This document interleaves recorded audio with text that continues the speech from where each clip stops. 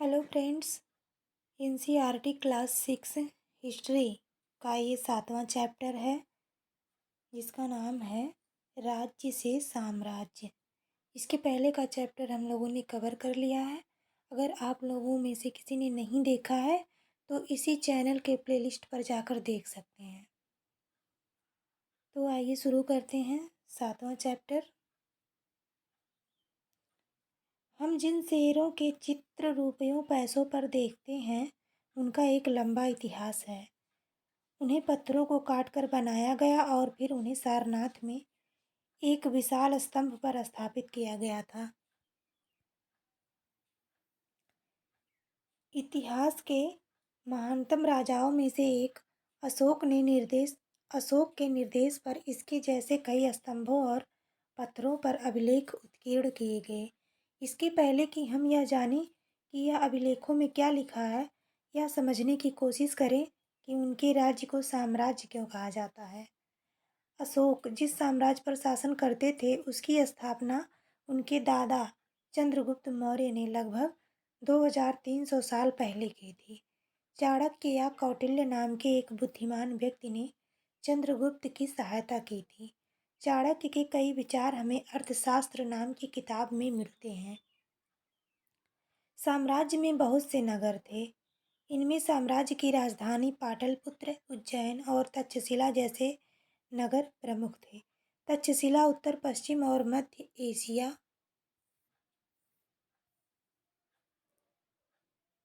के लिए आने जाने का मार्ग था। दूसरी तरफ उज्जैन उत्तरी भारत से दक्षिणी भारत जाने वाले रास्ते में पड़ता था। शायद नगरों में व्यापारी, सरकारी अधिकारी और शिल्पकार रहा करते थे। साम्राज्य के बहुत बड़े क्षेत्रों में किसानों और पशुपालकों के गांव बसे हुए थे। मध्य भारत जैसे इलाकों में ज़्यादातर हिस्सा जंगलों से भरा हुआ था। वहाँ पर लोग फल फूल का संग्रहण और जानवरों का शिकार करके जीविका चलाते थे। साम्राज्य के अलग अलग इलाकों में लोग भिन्न भिन्न भाषाएं बोलते थे। वे लोग शायद अलग अलग प्रकार का भोजन करते थे और यहाँ तक कि अलग अलग किस्म की पोशाक भी पहनते थे।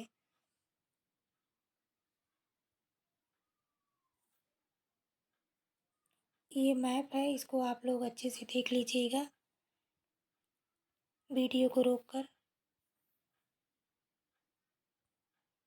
ये इतना इम्पोर्टेंट नहीं है। यहाँ से देखते हैं साम्राज्य का प्रशासन। चूंकि मौर्य साम्राज्य बहुत बड़ा था इसलिए अलग अलग हिस्सों पर अलग अलग ढंग से शासन किया जाता था। पाटलिपुत्र और उसके आसपास के इलाकों पर सम्राट का सीधा नियंत्रण था। इसका मतलब यह हुआ कि इसके इलाके के गांवों और शहरों के किसानों, पशुपालकों, शिल्पकारों और व्यापारियों से कर इकट्ठा करने के लिए राजा अधिकारियों की नियुक्ति करता था। जो राजा के आदेशों का उल्लंघन करते थे अधिकारी उनको सजा भी देते थे। इनमें से कई अधिकारियों को वेतन भी दिया जाता था। संदेशवाहक एक जगह से दूसरी जगह घूमते रहते थे और राजा के जासूस अधिकारियों के कार्यकलाप पर नजर रखते थे। इन सब के ऊपर सम्राट था जो राज परिवार एवं वरिष्ठ मंत्रियों की सहायता से सब पर नियंत्रण रखता था। मौर्य साम्राज्य के भीतर कई छोटे क्षेत्र या प्रांत थे। इन पर तक्षशिला या उज्जैन जैसी प्रांतीय राजधानियों से शासन किया जाता था। कुछ हद तक पाटलिपुत्र से इन क्षेत्रों पर नियंत्रण रखा जाता था और अक्सर राजकुमारों को वहाँ का राज्यपाल यानी गवर्नर बनाकर भेजा जाता था। लेकिन ऐसा लगता है कि इन जगहों पर स्थानीय परंपराओं और नियमों को ही माना जाता था। प्रादेशिक केंद्रों के बीच विस्तृत क्षेत्र थे। इनके इलाकों में मौर्य शासक सिर्फ मार्गों और नदियों पर नियंत्रण रखने की कोशिश करते थे जो कि आवागमन के लिए महत्वपूर्ण थे।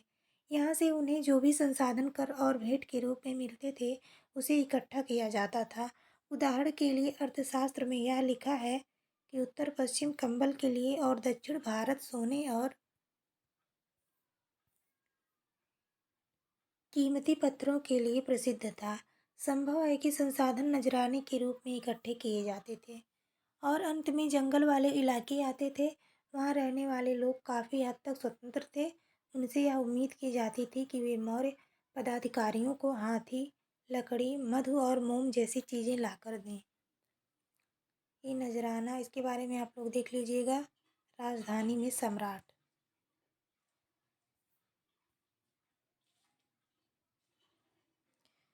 ये इम्पॉर्टेंट है, इसको आप लोग ध्यान से देखिएगा।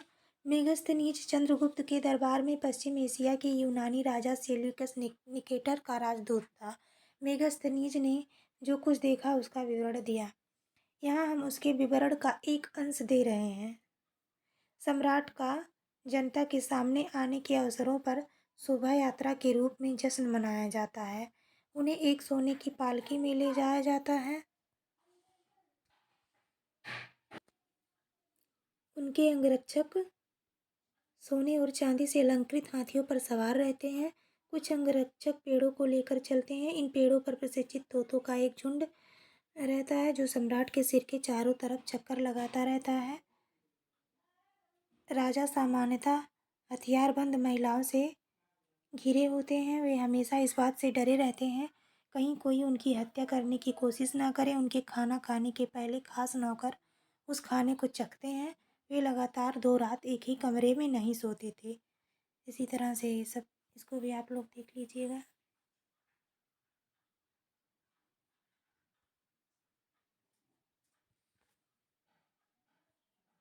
अशोक का कलिंग युद्ध। कलिंग तटवर्ती उड़ीसा का प्राचीनतम नाम है। अशोक ने कलिंग को जीतने के लिए एक युद्ध लड़ा, लेकिन युद्ध जनित हिंसा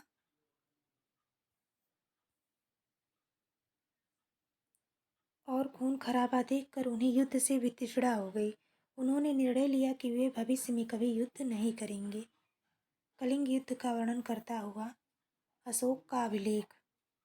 अपने एक अभिलेख में अशोक ने यह बात कही, राजा बनने के 8 साल बाद मैंने कलिंग विजय की।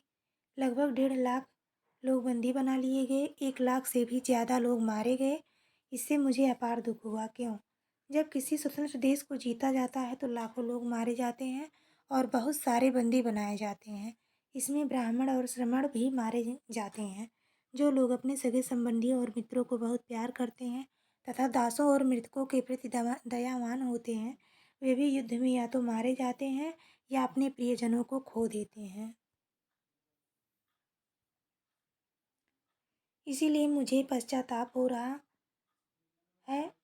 अब मैं धर्म पालन करने एवं दूसरों को इसकी शिक्षा देने का निश्चय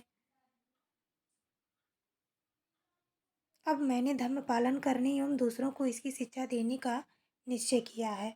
मैं मानता हूँ कि धर्म के माध्यम से लोगों का दिल जीतना बलपूर्वक विजय पाने से ज़्यादा अच्छा है। मैं यह अभिलेख भविष्य के लिए एक संदेश के रूप में इसलिए उत्कीर्ण कर रहा हूँ कि मेरे बाद मेरे बेटे और पोते भी युद्ध ना करें। इसके बदले उन्हें यह सोचना चाहिए कि धर्म को कैसे बढ़ाया जाए। धम्म संस्कृत शब्द धर्म का प्राकृत रूप है। अशोक का धम्म क्या था?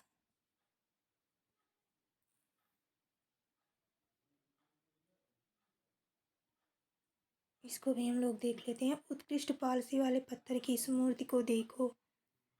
ये जो बैल बना हुआ है, यह बिहार के रामपुरवा में मिले एक मौर्यकालीन स्तंभ का हिस्सा है। अभी इसे राष्ट्रपति भवन में रखा गया है। यह उस समय की मूर्तिकला का एक नमूना है। अशोक का धम्म क्या था? अशोक के धम्म में किसी देवता की पूजा अथवा किसी कर्मकांड की आवश्यकता नहीं थी। उन्हें लगता था कि जैसे पिता अपने बच्चे को अच्छे व्यवहार की शिक्षा देते हैं, वैसे ही यह उनका कर्तव्य था कि अपनी प्रजा को निर्देश दें। वे बुद्ध के उपदेशों से भी प्रेरित हुए थे। ऐसी कई समस्याएं थी जिनके लिए उनमें संवेदना थी। उनके साम्राज्य में अलग अलग धर्मों को मानने वाले लोग थे और इससे कई बार टकराव पैदा हो जाता था। जानवरों की बलि चढ़ाई जाती थी। दासों और नौकरों के साथ क्रूर व्यवहार किया जाता था। इनके अलावा परिवार में व पड़ोसियों के बीच भी झगड़े होते रहते थे। अशोक ने यह महसूस किया कि इन समस्याओं का निदान उनका कर्तव्य है। इसीलिए उन्होंने धम्म महामत नाम के अधिकारियों की नियुक्ति की, जो जगह जगह जाकर धम्म की शिक्षा देते थे। इसके अतिरिक्त अशोक ने अपने संदेश कई स्थानों पर शिलाओं और स्तंभों पर खुदवा दिए। अधिकारियों को यह निर्देश दिया गया कि वे राजा के संदेश को उन लोगों को पढ़कर सुनाएं जो खुद पढ़ नहीं सकते थे। अशोक ने धम्म के विचारों को प्रसारित करने के लिए सीरिया, मिस्र, ग्रीस में दूत भेजे। अपने पुत्र महेंद्र और पुत्री संघमित्रा को इसी कार्य हेतु उसने श्रीलंका भेजा।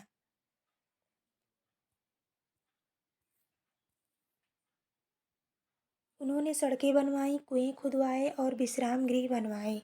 इसके अतिरिक्त उन्होंने मनुष्यों व जानवरों की चिकित्सा की भी व्यवस्था की। अपनी प्रजा के लिए अशोक का संदेश, इसको भी आप लोग अपने हिसाब से पढ़ लीजिएगा।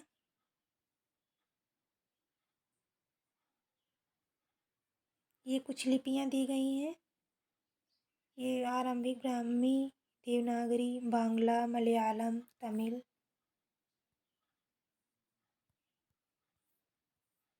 तो फ्रेंड्स, हमारा ये चैप्टर समाप्त हुआ। इसके आगे का चैप्टर हम कल अपलोड करेंगे। Thanks for watching.